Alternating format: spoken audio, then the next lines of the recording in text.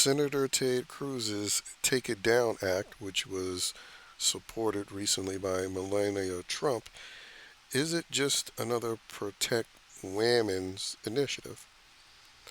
I address that, and I also talk about Andrew Tate's latest interview and how his influence is upsetting what they call the woke right, which is really just something created by liberals, some posing as conservatives using that term. But, I just sort of use it comically to sort of address the full concerns of some conservatives whose reactions mirrors libtards when it comes to Andrew Tate.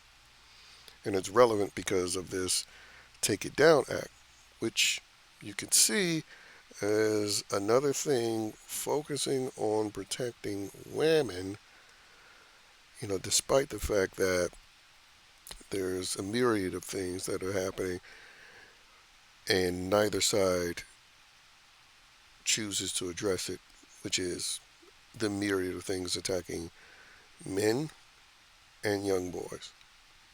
Now, when I look at what the act is set to address, it's supposed to basically protect people against non consensual sharing of sexually explicit images and videos online. And is also supposed to combat the AI generated deep fake pornography, which we've seen. They've done it against celebrities, obviously. Who gives a hell about them? But they've also targeted non celebrities. I think there was a cheerleader like a year or so ago that was targeted with something like this. And, on its surface, you would assume, yes, this would protect males and females. But when I saw the little round table, all you saw were females represented, not males. Even though some of these instances of, exploiting people sexually online have involved young males who didn't kill themselves. And so, it would have been nice if there were males that weren't politicians there represented. And then what I also noticed that really gave the stench of feminism was that Melania Trump decided to show up in a man's suit while discussing this act sponsored by Ted Cruz. And again, it's things like that which is a constant reminder to men and young males in particular that neither side has men's back. Now, I guess at least with Republicans, conservatives, MAGA hats, they at least put up a better facade that they have men's back. But in reality, both sides are feminists.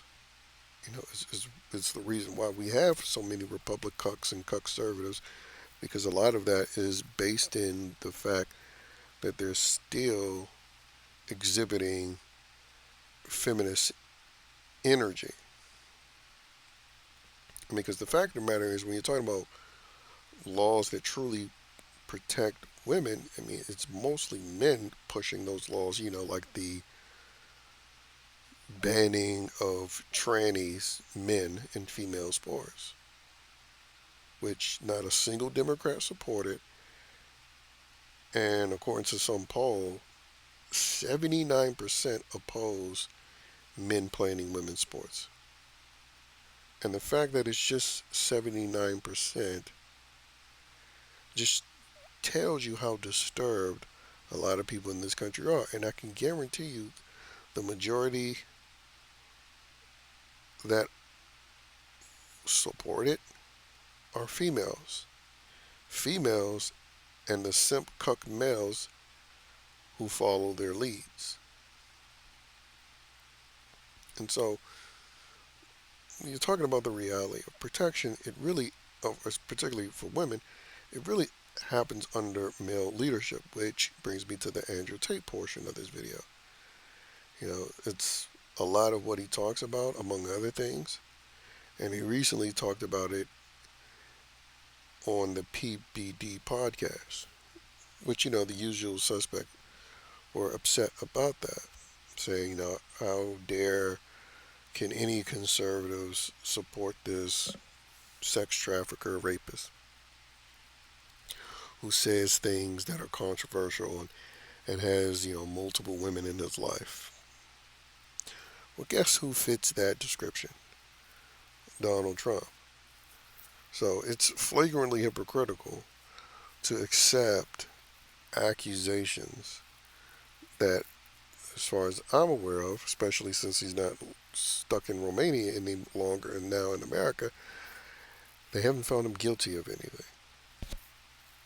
But again, it's still about taking this believe women narrative and using it against someone you don't like because they're speaking against certain agendas that you don't want to speak out against, particularly criticizing women and highlighting the hypocrisy of this whole nonsense that the genders are equal and not just equal, but women are, you know, better than men in everything, but still have the accountability of a mentally retarded child, where they literally can't be held accountable or responsible for anything. And it's not just Andrew Tate, it's many men in what they would call in this red pill or manosphere space.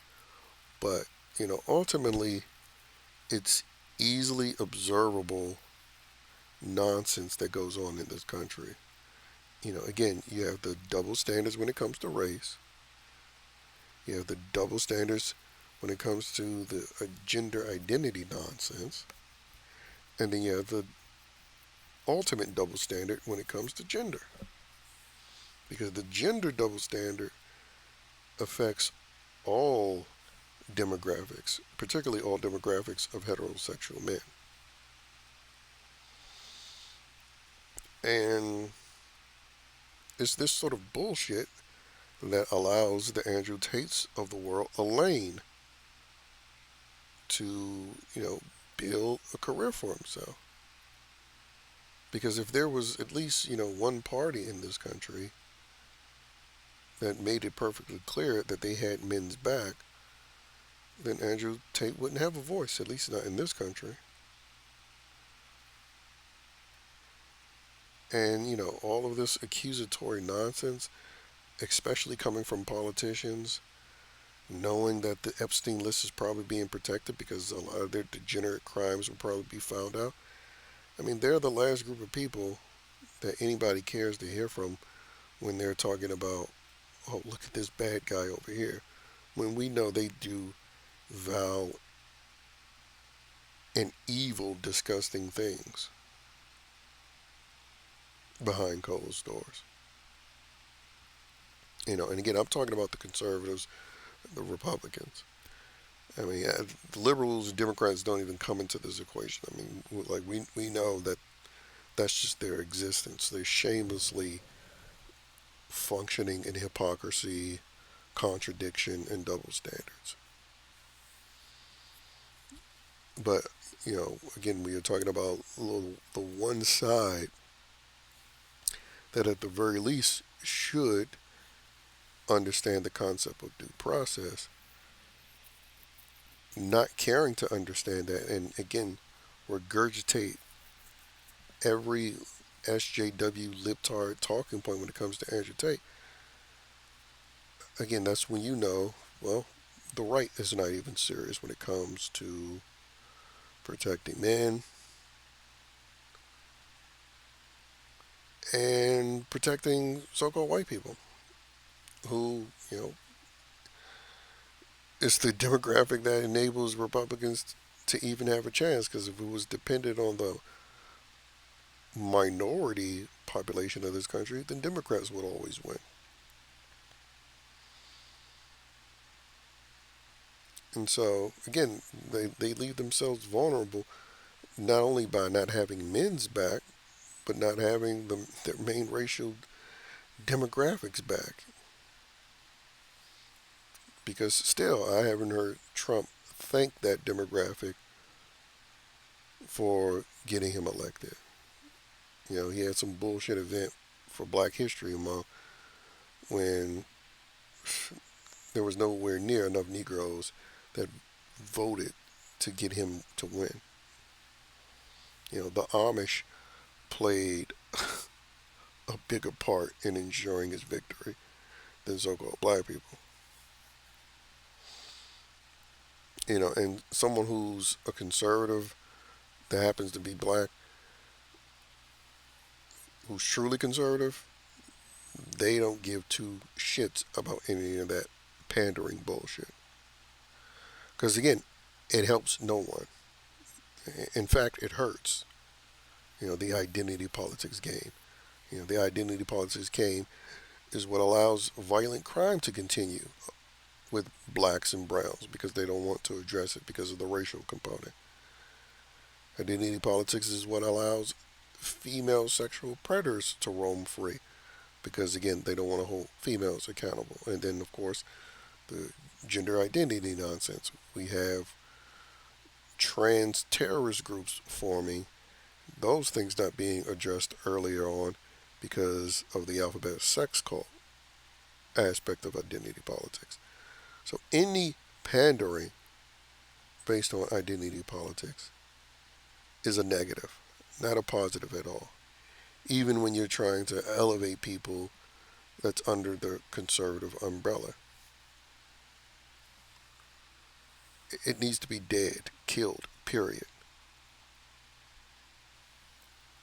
And again, that's their true beef with Andrew Tate. It's not all these things that they're alleging that he's guilty of, because again, pornography is mainstream. Pimps have been made mainstream, particularly through popular music and specifically through rap and hip hop. And we know how these politicians get down. I mean, these events, especially these global events where they have their big meetings, prostitutes flock in those areas for a reason, because a lot of those politicians are paying. And then we know that they accept money from pornographers. So again, it's just a major joke, especially when he hasn't been found guilty of anything. The true beef is that he'll call out the white replacement stuff, which Republicans, conservatives still haven't called out. But most notably, he calls out the bullshit of females and feminism, which again, I'm getting a lot of that energy from this Melania Trump situation, especially her looking like a dumbass in this man's suit. But it just again goes to show you, no matter how great some people may think Trump is, or many men in general who are significantly successful, I mean, their weakness, their bad decision making usually revolves around who they select to be their women. Very, very, very, very few men do well in that department. But anyway, that's all I have to say about this.